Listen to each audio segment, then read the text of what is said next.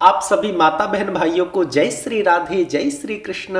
आज हम कार्तिक महात्म्य के 27वें अध्याय को सुनेंगे।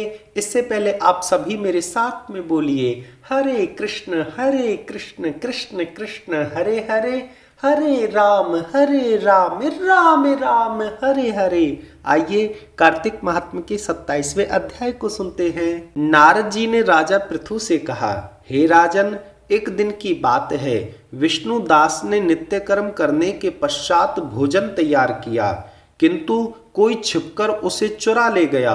विष्णु दास ने देखा भोजन नहीं है, परंतु उन्होंने दोबारा भोजन नहीं बनाया, क्योंकि ऐसा करने पर सायंकाल की पूजा के लिए उन्हें समय नहीं मिलता। अतः प्रतिदिन के नियम का भंग हो जाने का उनको भय था। दूसरे दिन पुनः उसी समय पर भोजन बनाकर वे ज्यों ही भगवान विष्णु को भोग अर्पण करने के लिए गए, त्यों ही किसी ने आकर फिर सारा भोजन चुरा लिया। इस प्रकार 7 दिनों तक लगातार कोई उनका भोजन चुराकर ले जाता रहा। इससे विष्णुदास को बड़ा विस्मय हुआ। वे मन ही मन इस प्रकार विचार करने लगे, हे भगवान, कौन प्रतिदिन आकर मेरी रसोई चुरा लेता है? यदि दोबारा रसोई बनाकर भोजन करता हूँ तो सायंकाल की पूजा छूट जाती है। यदि रसोई बनाकर तुरंत ही भोजन कर लेना उचित हो तो मुझसे ये नहीं हो पाएगा, क्योंकि भगवान विष्णु को सब कुछ अर्पण किए बिना कोई भी वैष्णव भोजन नहीं करता। आज उपवास करते हुए मुझे 7 दिन हो गए हैं। इस प्रकार मैं व्रत में कब तक स्थिर रह सकता हूँ?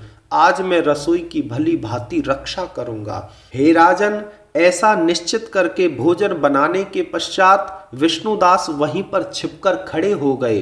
इतने में ही उन्हें एक चंडाल दिखाई दिया, जो रसोई का अन्न हरकर जाने के लिए तैयार खड़ा था। भूख के मारे उसका सारा शरीर दुर्बल हो गया था। मुख पर दीनता छा रही थी। शरीर में हाड़ मांस और चाम के सिवा शेष कुछ नहीं था। उसे देखकर श्रेष्ठ ब्राह्मण विष्णुदास का हृदय करुणा से भर आया। उन्होंने भोजन चुराने वाले चंडाल की ओर देखकर कहा, भैया जरा ठहरो ठहरो, क्यों रूखा सूखा खा रहे हो? अरे ये घी तो ले लो।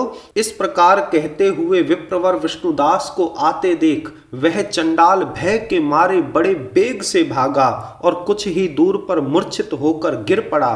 चंडाल को भयभीत और मूर्छित देखकर द्विज श्रेष्ठ विष्णुदास बड़े बेग से उसके समीप आए और दयावश अपने वस्त्र के छोर से उसको हवा करने लगे। तदंतर जब वह उठकर खड़ा हुआ तब विष्णुदास ने देखा वह चंडाल नहीं है, बल्कि साक्षात नारायण ही शंख चक्र गदा और पद्म धारण किए हुए सामने उपस्थित हैं। अपने प्रभु को प्रत्यक्ष देखकर विष्णुदास सात्विक भावों के वशीभूत हो गए। वे स्तुति और प्रणाम करने में भी समर्थ ना हो सके।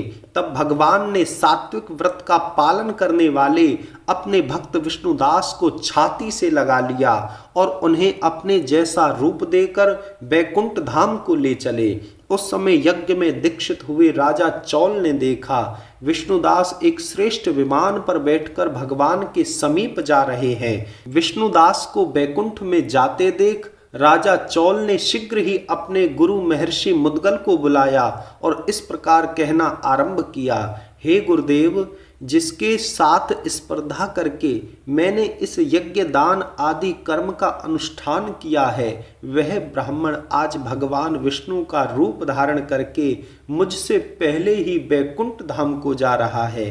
मैंने इस वैष्णव यज्ञ में भली भांति दीक्षित होकर अग्नि में हवन किया और दान आदि के द्वारा ब्राह्मणों का मनोरथ पूर्ण किया, तथापि अभी तक भगवान विष्णु मुझ पर प्रसन्न नहीं हुए और इस विष्णुदास को केवल भक्ति के ही कारण श्री हरि ने प्रत्यक्ष दर्शन दिया है। अतः जान पड़ता है कि भगवान विष्णु केवल दान और यज्ञों से प्रसन्न नहीं होते, उन प्रभु का दर्शन कराने में भक्ति ही प्रधान कारण है। हे राजन, इस प्रकार कहकर राजा ने अपने भांजे को राज सिंहासन पर अभिषिक्त कर दिया। वे बचपन से ही यज्ञ की दीक्षा लेकर उसी में संलग्न रहते थे।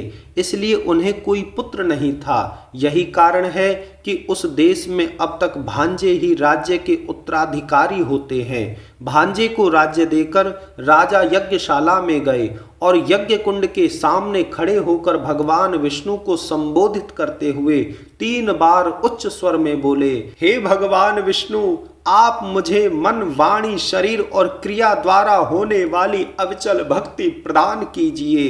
हे राजन, इस प्रकार कहकर वे सबके देखते ही देखते अग्नि कुंड में कूद पड़े। बस उसी क्षण भक्त वत्सल भगवान विष्णु अग्नि कुंड में प्रकट हो गए। उन्होंने राजा को छाती से लगा लिया और एक श्रेष्ठ विमान में बैठाया और उन्हें अपने साथ लेकर बैकुंठ धाम को प्रस्थान किया।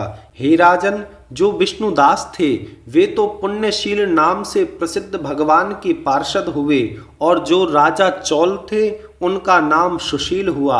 इन दोनों को अपने ही समान रूप देकर भगवान लक्ष्मीपति ने अपना द्वारपाल बना लिया। इतना कहकर के आज के इस 27वें अध्याय का विराम होता है।